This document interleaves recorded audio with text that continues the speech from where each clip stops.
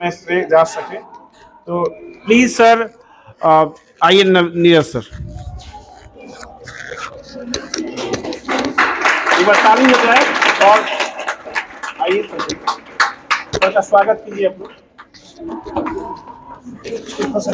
Sir दो शब्द कहेंगे, ध्यान से सुनिएगा लोग, समय कम है फिर भी सर कुछ अच्छा बताएंगे, उसको ध्यान से सुनना है। Thank you.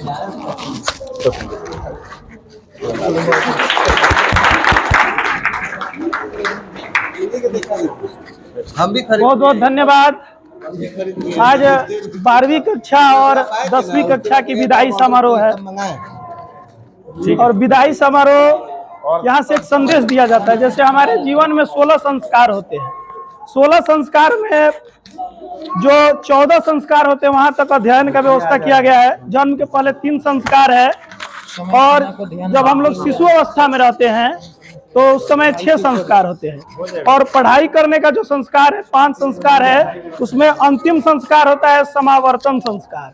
समावर्तन संस्कार का उद्देश्य होता है कि विद्यार्थी को यह समझाया जाए कि आप गृहस्थ जीवन में जाएंगे तो क्या करेंगे, सत्य पर चलना, अच्छे मार्ग को अपनाना। देखिए, सफलता और चरितार्थ 2 चीजें हैं। सफल आप तभी अपने को मान सकते हैं कि कोई ऐसा चीज बनाए जिससे किसी को मारा जा सके।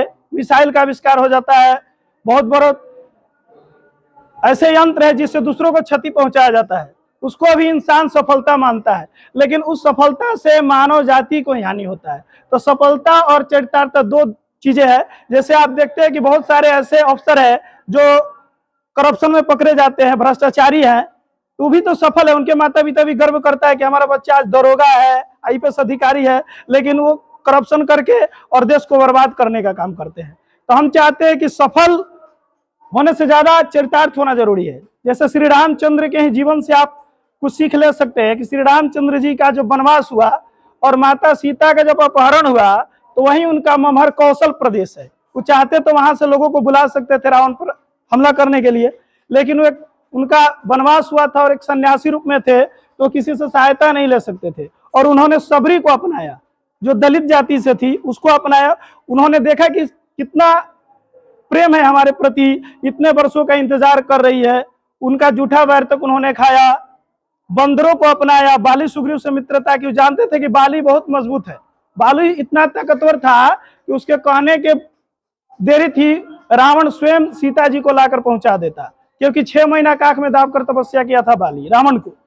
लेकिन उन्होंने बाली को नहीं अपनाया, क्योंकि बाली जो था गलत का संकेत था, बाली जो था उसका बुराइयों का संकेत था। बाली अपने ही छोटे भाई अनुज भ्राता की पत्नी को रख लिया था।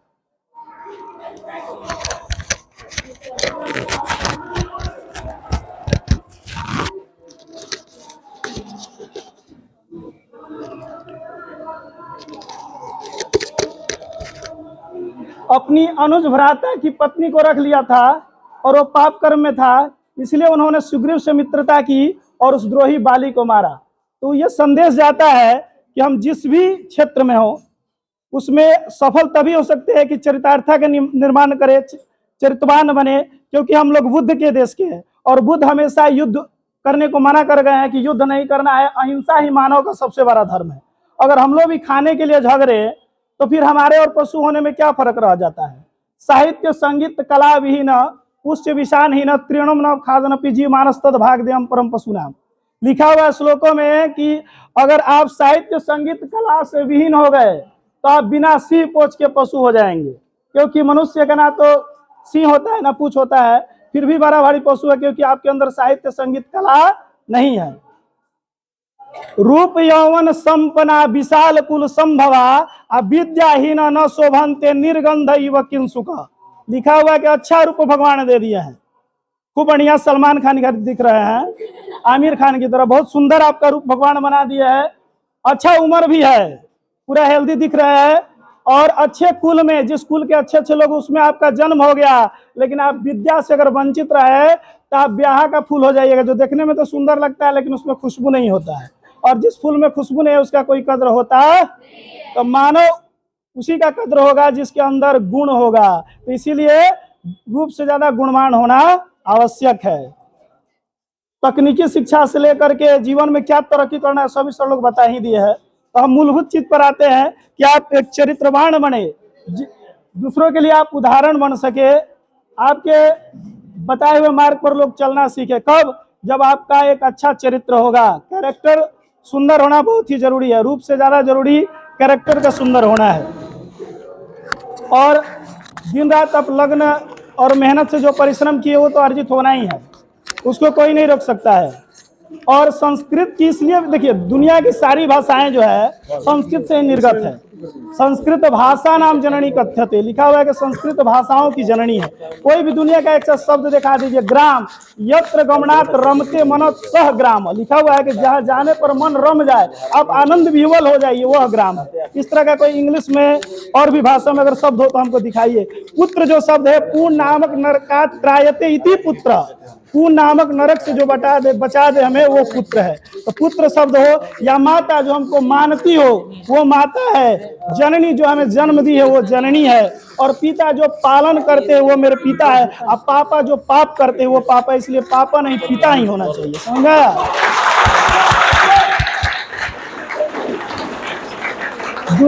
दुनिया की कोई भाषा में इतनी शक्ति नहीं है जो संस्कृत में है, इसीलिए संस्कृत को भाषा नाम जननी कहा जाता है। लिखा हुआ है कि न चौर हार्जम न च राज्य हार्जम, न भ्राति भाज्यम न च भारकारी, व्यकृते नित्य वर्धते विद्या धनम सर्वधनम प्रधानम। लिखा हुआ है कि न चौर हार्जम, न चोर चुरा सकता है, न च राज हार्जम, न राजा छीन सकते हैं, न च भ्राति भाज्यम, न भाई बांट सकते हैं, न च भारकारी, न उसमें वजन होता है, व्यकृते खर्च करने से, एवं नित्य वर्धते हमेशा ही बढ़ता है, इसलिए विद्या धन को सभी धनों में प्रधान माना गया है। और विद्या विनयम ददाति, विद्या का काम है जो, विद्या का काम है विनम्रता देना, और विनम्रता से आप पर कभी विनय जो है अकृति हन्यते, लिखा है कि विनम्रता जो है आप पर कभी झूठा आरोप नहीं लगने देगा। ऐसा कोई ब्लेम नहीं लगा सकता है जब आप विनम्र रहिएगा। विनम्र रहना कहाँ से हम लोग सीखते हैं? विद्या से, क्योंकि जिस पेड़ पर फल आते हैं, जिस डालियों पर उसका डाली झुक जाता है, उसी प्रकार जितना हम लोग अर्जन करते हैं विद्या, जितना ज्ञान हमारे अंदर आता है, हम लोग भी नम्रता हो जाते हैं कि इससे बात करने में, किसी का साथ देने में, हर चीज में विचार करके और अच्छा करने का प्रयत्न करते हैं। तो ये हमें विद्या से ही मिलता है। और हरिवंश राय बच्चन जी की पंक्ति है, कुछ जैसी होती है कि कुछ खो जाने पर हम लोग बहुत परेशान हो जाते, कभी कैसे होगा, ये तो हमारा कम नंबर आ गया, ये कुछ आ गया। तो जो बीत गई सो बात गई। जीवन में एक सितारा था, माना वह बेहद प्यारा था, वह टूट गया तो टूट गया, अंबर के आनंद को देखो कितने तारे टूटे, कितने प्यारे छूटे, टूटे तारों पर कब अंबर शोर मचाता है, जो बीत गई सो बात गई। और भी है, जीवन में था वह एक कुसुम नित्य न्यौछावर थे जिस पर तुम, जीवन में था वह एक कुसुम नित्य न्यौछावर थे जिस पर तुम, वह सूख गया तो सूख गया, मधुबन के छाती को देखो कितनी कलियां मुरझाई, कितनी बल्लरिया मुरझाई सो कहाँ खिली, बोले सूखे फूलों पर कब मधुबन शोर मचाता है, जो बीत गई सो बात गई।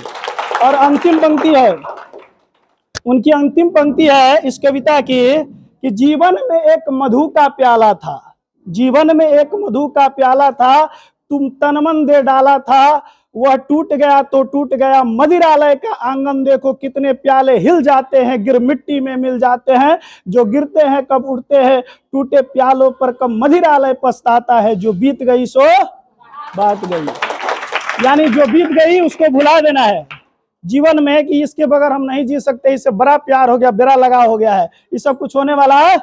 क्योंकि जीवन में सबसे माता पिता है, उसके जाने के बाद भी हम जीवित रहते हैं, अपने लक्ष्यों को प्राप्त करते हैं, तो फिर उससे बड़ा कौन हो गया जिसके चलते आप करेंगे जिया नहीं जा रहा, अब क्या करें, फोन करता है लेकिन सर अब तो रहा नहीं जा रहा है। उसको हम कुछ पंक्तियां ये सब बताते हैं कि कुछ दिन ऐसा लगता है, उसके बाद एक ऐसा समय आता है कि सब कुछ आदमी धीरे धीरे क्या कर देता है, भुला देता है। क्योंकि जीवन की सबसे बड़ी उपलब्धि माता पिता ही है, और माता पिता के बगैर आप जी सकते हैं तो आप दुनिया में किसी के बगैर जी सकते हैं। समझ में है ना? तो इस सब चीजों को मन से निकाल देना है, ये था इसी के बगैर नहीं जी सकते, इसी से जिंदगी है, सब कुछ नहीं है। उसके पहले भी आप जीवन जीते थे, ऐसा है कि नहीं? तो उसके बाद भी आप जीवन जी सकते हैं। प्यार करना अच्छा बात है, लेकिन प्यार जो आपका जिंदगी का निर्माण कर दे बना, जैसे तुलसीदास जी को अपने पत्नी से प्रेम था तो इतने बड़े महाकाव्य का रचयिता बने। तुलसीदास जी का लिखा हुआ रामचरितमानस 70 साल की उम्र में, जिस समय हम लोग के यहाँ लोग हार मान जाता है और माने बेड पर चला जाता है, उस उम्र में वो इतने बड़े ग्रंथ के रचयिता बने रामचरितमानस के। उनकी पत्नी बोली कि जिस हार मान से इतना प्रेम है, अगर आपको इतना भगवान से प्रेम होता तो आप कुछ बन गए होते। और वहां से उन्होंने मुड़ा और इतने बड़े विद्वान बने कि सबसे बड़े काव्य रामचरितमानस को दुनिया का सबसे बड़ा काव्य माना जाता है, उसके रचयिता तुलसीदास जी बने। घनानंद को प्रेम था तो उतने प्रेम के पीर कवि बन गए। रसखान जी को प्रेम था तो कृष्ण के अनन्य भक्त बन गए कि जिनको दर्शन देने के लिए भगवान श्री कृष्ण आ गए। यहाँ हम लोग का प्रेम है कि लातम जूतम वाला व्यवस्था करा देता है, तो ये प्रेम नहीं है। ये आपका सुनिए, ये आप लोग की जो है चाहत है किसी चीज को पाने का, इसमें ये गड़बड़ी कर देता है। क्योंकि प्रेम पाने वाला चीज, प्रेम को महसूस, आनंद को महसूस करने, जैसे वायु को हम लोग महसूस करते हैं, उसको महसूस किया जा सकता है, उसमें आनंद विह्वल हो जा सकता है। जैसे माता पिता प्रेम करते हैं तो कब कहते हैं कि आई लव यू बेटा, बहुत प्रेम कर रहे हैं, इसकी कोई आवश्यकता ही नहीं होती है। बहुत सारे लोग, बाकी इसलिए ज्यादा समय को न लेते हुए एक और पंक्ति सुनाएंगे। महाभारत पर लिखा हुआ पंक्ति है, रामधारी सिंह दिनकर का एक रचना है, बहुत ही सुंदर है। वो रचना है आपको कुरुक्षेत्र। उसमें भगवान श्री कृष्ण से युधिष्ठिर बोल रहा है कि युद्ध करने वाले हम लोग सब हमारा भाई है। अब भाई को आप मरवाने का प्लान बना दिए हैं कि भाई को मारना पड़ेगा, ठीक है ना। तो उस पर एक उन्होंने बताया है पंक्ति कि छीनता हो स्वत्व कोई, तू तब त्याग से काम ले, यह पाप है, पुण्य है विच्छिन्न कर देना, बढ़ रहा तेरे तरफ जो हाथ है। अगर आपकी हक को कोई छीन कर खा रहा है, आप चुपचाप भगवान भरोसे बैठे हैं कि जो होगा सो ठीक होगा, तो ये पाप कर रहे हैं। पुण्य यही है कि उस हाथ को तोड़िए, काटिए जो आपको हकों को छीनने के लिए बढ़ रहा है। इस मुर्दों को, इस आजादी को मुर्दों की मुट्ठी जकड़ रही है, छूट न जाए इसलिए कस के पकड़ रही है। इस तिरंगे को थामो और शपथ लो कि बलिदान का कोई क्रम नहीं रुकेगा, चाहे कुछ भी हो जाए पर झंडा नहीं झुकेगा। बहुत बहुत धन्यवाद।